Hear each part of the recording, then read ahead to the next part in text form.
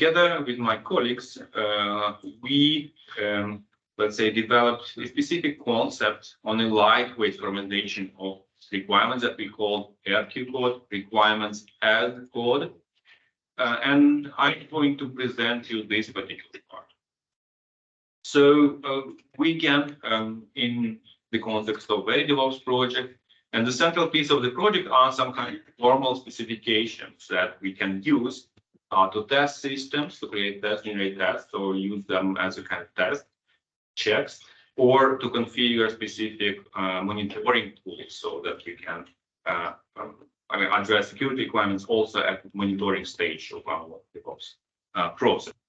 So also we actually worked on some lightweight formalization methods and like, let's say, encoding requirements as a code. So can we use specific methods to like treat requirements as a code in our development? And so what that would actually bring to us.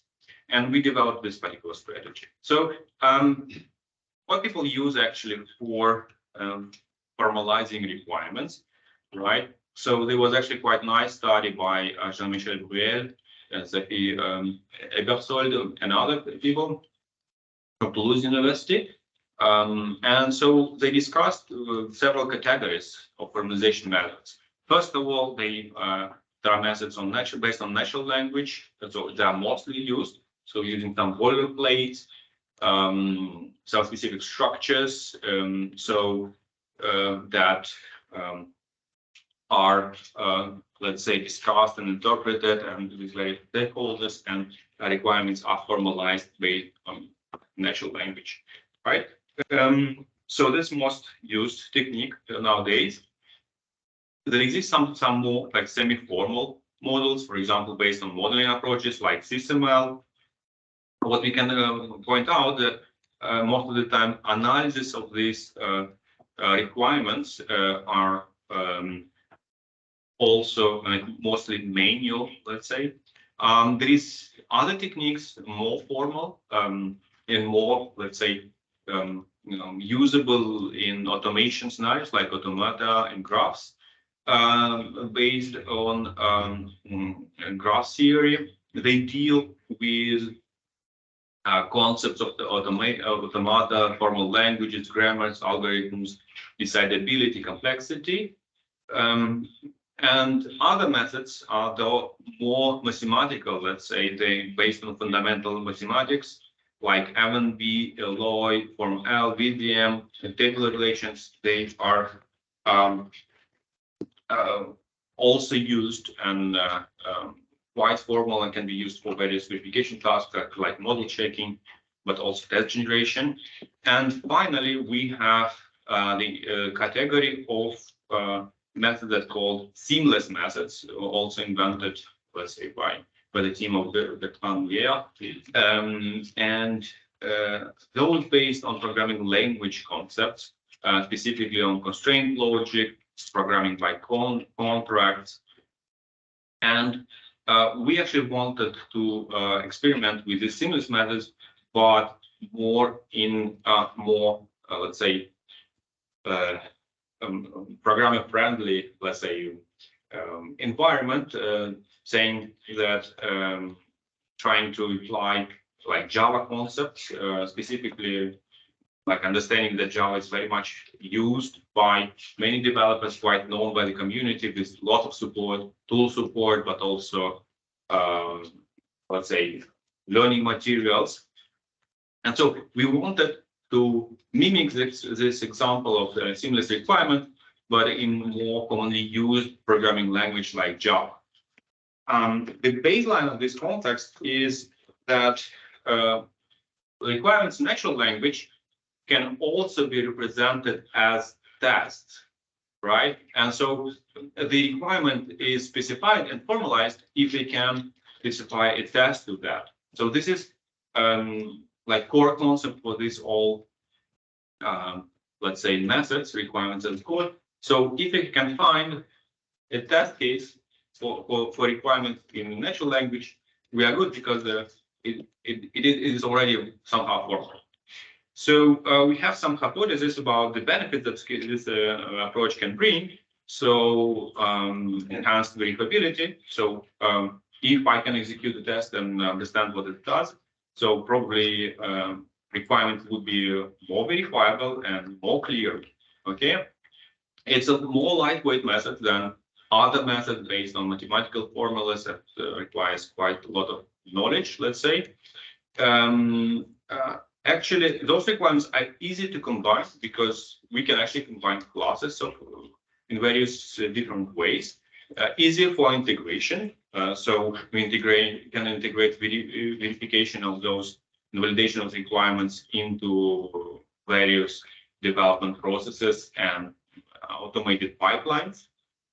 But also, the code is quite easy to reuse. Let's say we can reuse the code as we usually do in programming, for maintenance, traceability, and finally, one of the ideas that we had is that if we have those requirements as classes, we can apply some object-oriented analysis to those classes and analyze requirement specifications as programs, let's say. Okay, so these are like basic concepts and like the definition of our things. So let's discuss just a bit our implementation of those concepts. So all in our concept all resides in a requirement class, which has a statement and could be checkable with a specific method called a check. So some requirements can be enforceable, so and with specific enforce method, right? And checking requirement could bring results as pass, fail, incomplete, and if we're trying to enforce particular requirement to apply some particular recommendations, we can get success, failure, incomplete. And that's actually all about the concepts. And we can look into specific examples. And let's look at an example that says a clock tick increments to current seconds if it's smaller than 59. So we imagine the clock with one single arrow that ticks seconds. And we can represent specific constraints on that one. So we have another requirement with the text, which says exactly what the requirement should state. And then in check, we verify whether seconds are less than 59. So and then we see if it actually gets results. If it increments or not increments the second, let's say, property of the class. If it increments and it's actually beyond the witness, so we should fail. Otherwise, it could be incomplete pass or incomplete. Right. Okay. So then we actually can look into how we can extend the requirement. Okay. So we saw that in addition, we might check that the second value must be between 0 and 29. In the first one, we haven't checked that this second value is negative, or is it in between or between 0 and 59. We only checked if it can cross the border of 59. So we can actually extend by just extending the class, like we have a child class derived tick boundary requirement, where we just adding up one check on top of another one. So we extend the requirements that can have a full specification based on this method.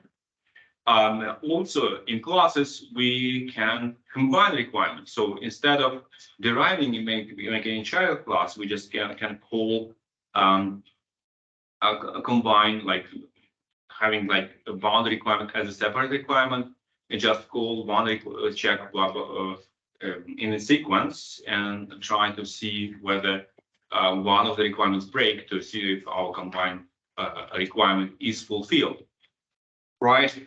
And that way we actually can combine various requirements. Okay, so this method gives let's say easy ways to combine execution of verification of various requirements. Another interesting property of this method is that we can apply like temporal patterns to this requirement specifications. Matthew Dwyer created very nice and very cited article analyzing requirement specification and extracting six the most used patterns in temporal specifications, and these patterns can also be let's say expressed in our notation, like in our like methods. And so actually we did that, and we basically created the classes that do this time, let's say, verification of these requirements. And combining requirements in RQCODE is easier. So we have our tick requirement that should check various properties, and we can actually combine that in timely manner and say, okay, this requirement should hold for 10 seconds, and basically we add this requirement into another one, and so it creates, like, again, the temporal specification of requirements. So for in this way, so these various ways, what to show is the various ways how to combine those requirements by using like programming language. Right. Okay. So I have 4 minutes left, and I just wanted to show you what it could mean if we deal with cybersecurity requirements. So, okay, we have a nice concept. Is it only theoretical, or could be applied also to cybersecurity? And here we have a security technology implementation guide, and it has a number of recommendations that are contain also, let's say, specific routines for checking if those recommendations are applied, and sometimes fixed text or fixed scripts that can be executed to enforce specific requirements. And here, one of those for Ubuntu said Ubuntu operating system must not have the work information system package installed. Okay, and the description of that has some severity, some rule ID, version, binding ID, description of this particular, let's say, requirement or recommendation, and also specific routines for checking and enforcing. So in our experiments, we extended our RQCODE concept, let's say, create specific stick, let's say, classes with various fields that we can actually extract from prescriptions of these guidelines, recommendations. So in that way, so we actually could see that there are quite a lot of guides, recommendations that deal with this packages that should be installed or not installed in the system. So we create a specific pattern, let's say, which actually deals and kind of utility that checks presence or absence of specific package in Ubuntu. And at the end, so each of these rules from the stick database can be simply executed by adding up one particular, let's say, parameter. Let's say, so we can take advantage of generalization like properties of the object-oriented languages. So we're implementing once this class that deals with the Ubuntu packages, and then we can apply those to many different recommendations that require specific things in terms of presence or absence of packages in Ubuntu. And that actually works with many other groups of similar, let's say, recommendations in Stick database. We actually noticed similar things in database for Windows 10 requirements. Okay, so this is an example how it could be used. So at the end, just to give you an overview, we have developed instrumented our concept of RQCODE with temporal patterns package, but also implementations of sticks for Windows 10 and Ubuntu. We have quite a number of these recommendations already implemented. So currently we are finishing development, like complete development of all the recommendations for Windows 10 system that we are going to validate with case studies from our partners like Parker and ABU. Okay, with that, I would like to end. So in our paper, we also discuss how our method relates to other methods like natural language, automata graph-based, semi-formal mathematical-based. So I invite you to look at this paper and to check our results. Okay, so with that, I thank you for following us. We will stop for 10 minutes to have a break.